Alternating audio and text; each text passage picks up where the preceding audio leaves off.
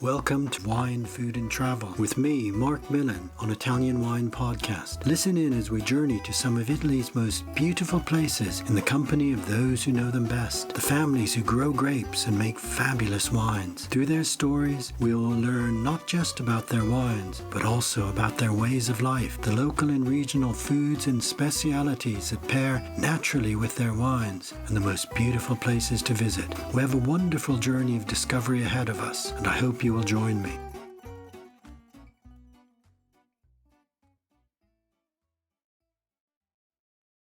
Welcome to Wine, Food and Travel with me, Marc Millon, on Italian Wine Podcast. Today we travel to a very special place, the island of Mazzorbo in the middle of the Venetian lagoon, to meet Matteo Bisol, CEO of Venissa, to tell us about a very special project, a very special wine, and a very special place. Buongiorno, Matteo. Thanks for being my guest today. How are you? Ciao Mark, I'm doing well. It's a wonderful day here in Mazzorbo, so I'm really happy to be with you. Great. Well, I'm really happy to imagine myself on the island of Mazzorbo with you. But for our listeners, can you give us a sense of where you are, a sense of this special island in the Venetian lagoon? So the Venetian lagoon, it's a quite big lagoon. It's composed mostly, obviously, by water, and there's hundreds of little islands. Mazzorbo, it's in the northern part of the lagoon, and it's close to Burano Island, which is famous for the colorful houses. There's a bridge connecting Burano and Mazzorbo, and it's close as well to Torcello, which is the island where Venice actually was started 1,500 years ago. Wow, so Mazzorbo itself has a lengthy history. Although it's not an island most people have heard of, it too was important at the beginning of the Venetian civilization in the lagoon, wasn't it? Yes, it was. There used to be around 20 churches in Mazzorbo, just to understand how big that island was. And actually the name come from the major city. So there was actually thousands of people living in that area. That was the first place where Venice was started. Mazzorbo, Torcello, Amiana, Costanziaca. And then around the year 1000, people moved from that part of Venice to Venice, which is actually today 30 minutes southern by water taxi, But at that time, that was a little bit longer because there was no engine in the boat. So used to take, it was quite a travel to reach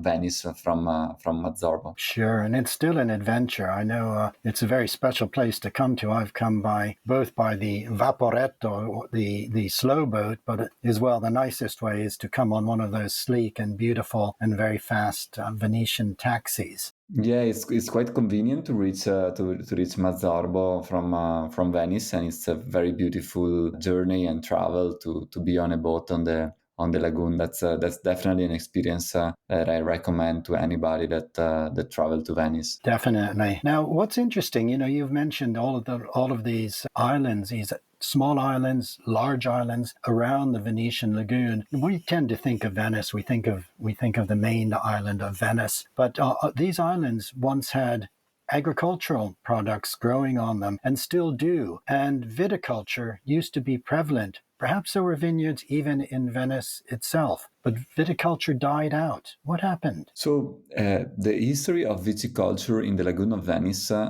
goes back to 2,500 years ago. So even before Venice was started, at the Roman time, the Romans used to have vines in the Lagoon of Venice. So that's a very big history, and we really need to understand that the islands of the Lagoon of Venice has a completely different history compared to Venice itself. Venice is a city which is really based on the trades and merchants, so everything is around that. The Lagoon of Venice, it's a completely different culture. It's a culture based on nature. Okay, so people always lived by nature, thanks to nature. So obviously water was very important. The fishermen village of Burano, which is nearby Mazzorbo, as I told before, but also the land and the soil was very important because Mazzorbo and Torcello And then also Sant'Erasmo, Le Vignole, other islands in the same area. Always people always lived by nature because they used to be poor people, and so first of all they were growing their gardens, that they were growing the land that was available. And if we look also to the names of the island of Venice, there's an island in the area which is called Le Vignole, Vignole, Vigneto, Vignole. And Vigneto obviously means vineyard in Italian. Actually, there's an island which is now called San Francesco del Deserto because San Francesco came there, but before used to be called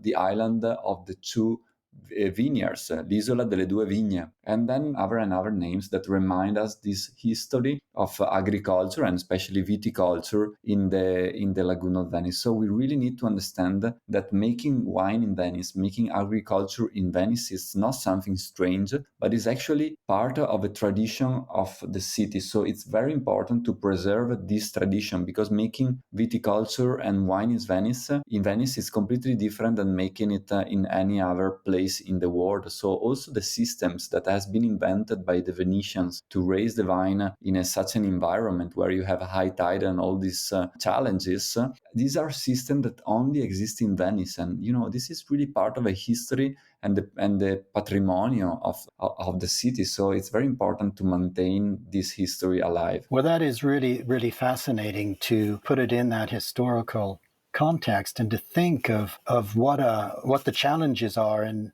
making wine from grapes from vineyards that, as you say, have to be able to survive acqua alta, the flooding. Normally, a saline, brackish water flooding onto a vineyard would cause great damage. How come that doesn't happen with your vineyard on Mazzorbo? Because I know it actually can flood at times, can't it? Yes, actually, the vineyard has been flooded in the big 2019 Acqua Alta, and we actually were very worried about the consequences of this Acqua Alta because we know that it's very dangerous phenomena. And actually, the Acqua Alta was in November, and up to April, we didn't know if the vineyard was surviving or not. Because that's the winter time where the vine are actually sleeping. So the point is that. In Venice exists a grape variety which is called Dorona di Venezia, which is a local grape variety. So this local grape variety adapts itself to survive in this environment. Vine, it's an amazing plant that in Italy we have more than 1,000 different grape varieties. And the reason is that each grape variety adapt itself to a special environment, to special condition of the soil, of the weather, of everything that find in place where it's living. So Dorona di Venezia adapted itself to survive in the lagoon of Venice, and it's a great variety that was almost extinct because when we started in 2002, we only found 80 vines of Dorona di Venezia in the lagoon of Venice because people after the 60s, and actually there was a very big flood in 1966 that created damage even to Dorona. But actually after they lost most of the vines, after raised a lot of opportunities in tourism, in Murano glass factories. Being a farmer in Venice was very difficult. It was also expensive to grow things in Venice, and with the motorboats was easier to transport things from out of Venice to in. So in that time, during the 60s, the 70s, and the 80s, we lost the tradition of viticulture and agriculture in the island of Venice.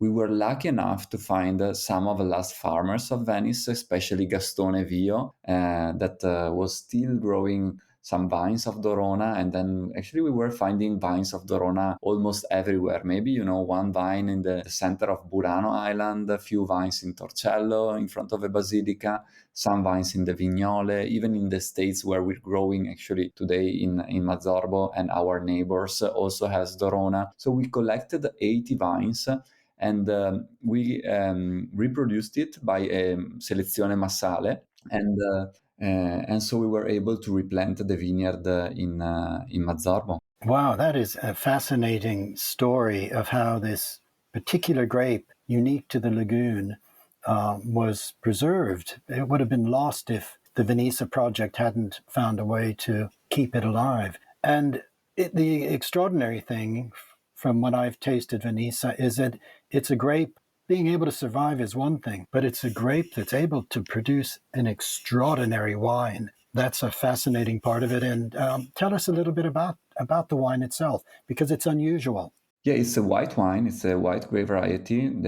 Somehow, if we need, each vineyard, each grape variety is related to other grape varieties. So, if we need to place a Dorona in that shin, we would place it in the families of Trebbiano, Garganega. So these are quite neutral grape varieties that reflects very well the terroir. So it's Trebbiano and Garganega are wines, are grape varieties that can produce wines that are completely not interested in terms of quality, but can also produce some of the greatest white wines in Italy. Okay, so it's really depend on where the vine is planted and how the vine is grown. We will have incredibly different results. If we think about the Trebbiano of Valentini or some of the Soave, these I think are really some of the best Italian wines, but actually Trebbiano grape varieties are also used to mass production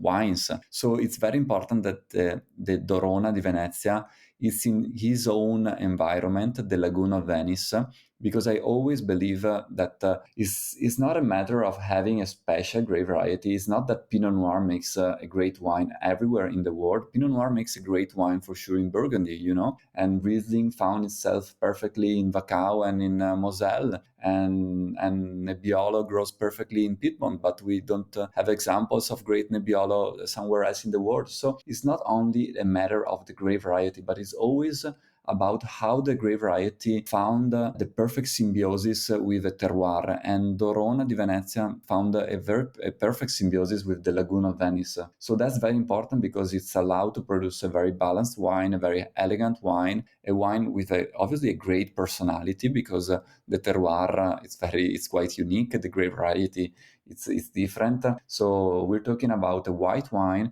which is produced with a maceration on the skin. And also here there's an historical motivation behind that.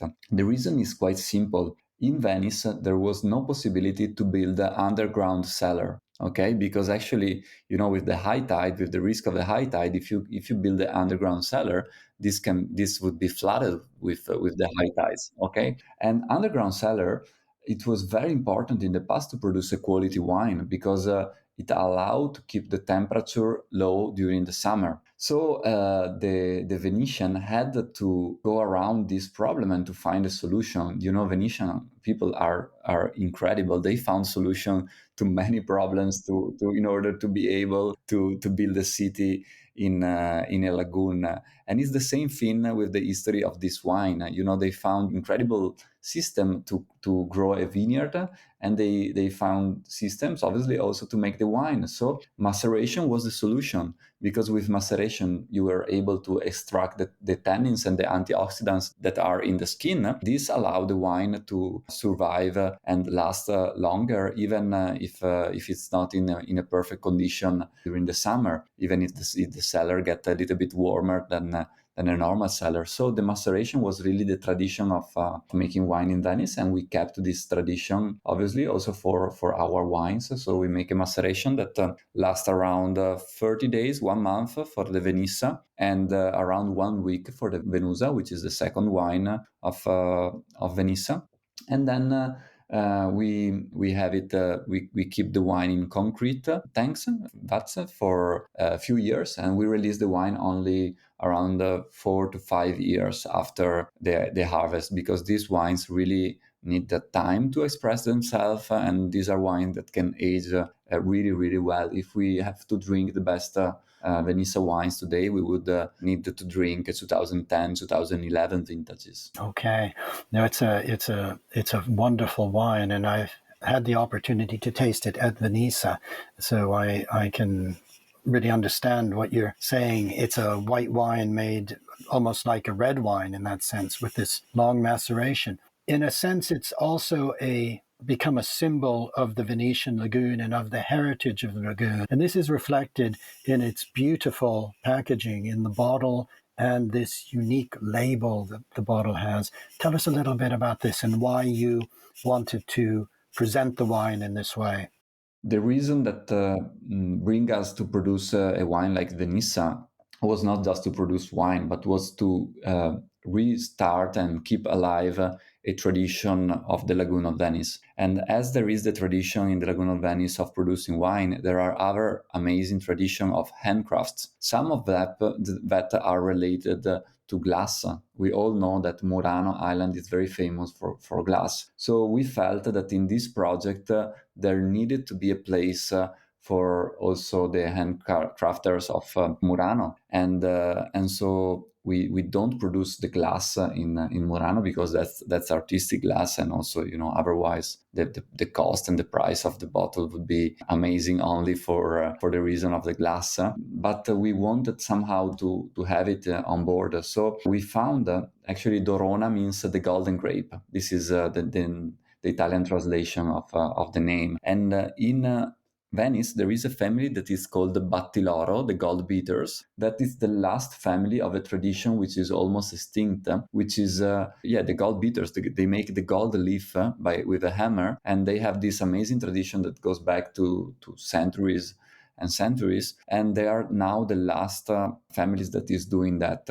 And we are actually the last producer of the gold grape, so we wanted to somehow try to keep both the tradition alive, to help out also this tradition to be more well known. In Murano Island, the gold leaf is baked into the glass. So there's a family in Murano that is specialized in applying the gold leaf to the bottle, to the glass. So they actually cook the gold leaf inside the bottle, and they engraft. They write Venissa and the number of a bottle out of a total number of bottle produced in the glass. Oh, it's such a beautiful bottle, and it's a really fitting bottle for this special wine. Now, Matteo, Venissa is a wine project, but it's more than that. It's also a hospitality project of bringing people to Mazzorbo with the hotel, a wonderful restaurant, and an osteria. Tell us a little bit about the hospitality side of Venissa. Yes, so Venissa, it's a claw. It's a 2-hectare claw in the island of Mazzorbo. It's completely surrounded by this medieval wall, and there's a tower from the 1300s that is in front of a vineyard. So it's a very beautiful place. And in the past, this place used to be a winery up to the 60s, and there was a big building that was the house of the winemaker and the family, of the farmers. So we decided to renovate the buildings and to create hospitality to be able to taste the wine with our guests in front of the vineyard, because this is really how you can really understand the uniqueness and the magic of this and the history that is behind this wine. So we created a restaurant which got the Michelin star in 2012 and got also the green Michelin star this year, just a few months ago, for sustainability. We grow our own vegetables. So we don't use any plastic also in the cuisine. We don't use a sous vide technique. And then we also created an Osteria Contemporanea, which is a kind of a bistro, a more easy format for the people that want to pass by and just has a nice dish in a beautiful place and drinking our wines. And we also created the rooms. So we really suggest to spend the night at least in the Lagoon of Venice. Actually, spending few days would allow to really to discover the lagoon. But at least one night in the Lagoon of Venice really make you understand what is the essence of these islands. Because if you come during the day, there's a lot of there's tourists that come to Burano. You have a different perception of the island. But if you sleep and you have a walk in the evening and in the morning, and you meet the local and you see, the real life of the island, I think that's a great experience, and you can really understand the essence of this island. So we really wanted to give the possibility to the people to discover the native Venice, to discover this part of the lagoon, and to experience our wine in the place where the wine is produced. Yeah, it is a really, really special complex that you've developed, both from the vineyard point of view, but also as a hospitality and a unique island Venetian hospitality. But I'm interested to talk more about the food. I know, for example, you'll have fishermen bring fish direct to the restaurant. The orto, as you said, is producing vegetables. All of these products coming from the lagoon have their own special flavor and really allow visitors to taste the lagoon in a way that can't be done anywhere else. What are some of the special dishes or special ingredients that are really part of the experience? Yes, it's quite difficult because our menu change a lot based on the season. But just to make an example, there's a raviolo which comes with all the herbs that grow spontaneously in the lagoon of Venice. So we really want also to emphasize not only the fish but also the herbs and the vegetables that grows in Venice, because as I told, agriculture was very important in the history of these islands, and the vegetable that grows in Venice has a very special and distinctive taste, and also the herbs that grows in Venice has a very special and distinctive. From that saline soil. Yes, exactly. So that's that dish really valorizes this type of flavors. Or another example that well represent our cuisine, it's a spaghetto with a garum. Garum, it's a Roman preparation which is based on actually the leftovers of the fish. This sounds a little bit strange, but it's a great taste and a great way to really to use every part of the ingredients, and actually the taste is become really really nice. And this garum, it's comes also with the Dorona grapes juice, which is obtained not by the grapes that we use for the wine, but by the grapes that we don't use. So this comes by the green harvest grapes. So we make the green harvest, but we don't want to throw away anything. We conserve it, and at the restaurant they use this for this dish, and they also make an ice cream with Dorona juice, green Dorona juice, and powder of licorice.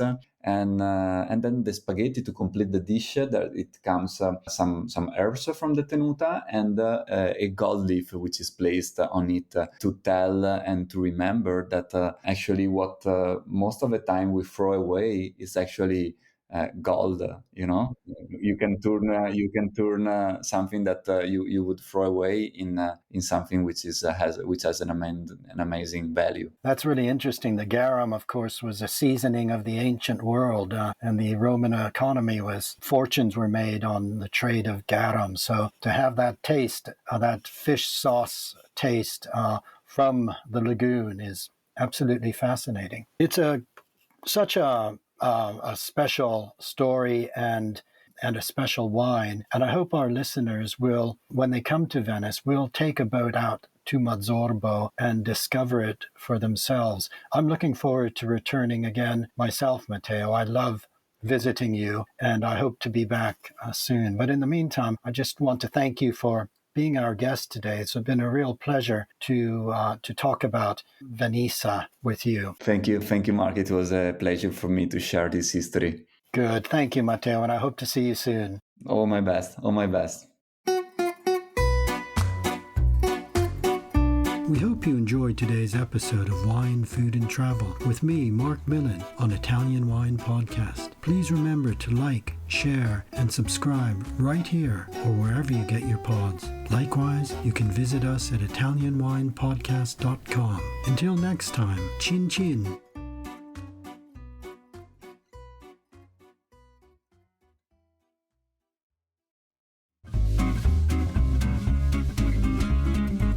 Hi everybody! Italian Wine Podcast celebrates its 4th anniversary this year, and we all love the great content they put out every day. Chin Chin with Italian wine people has become a big part of our day, and the team in Verona needs to feel our love. Producing the show is not easy, folks. Herding all those hosts, getting the interviews, dropping the clubhouse recordings, not to mention editing all the material. Let's give them a tangible fan hug with a contribution to all their costs. Head to ItalianWinePodcast.com and click donate to show your love.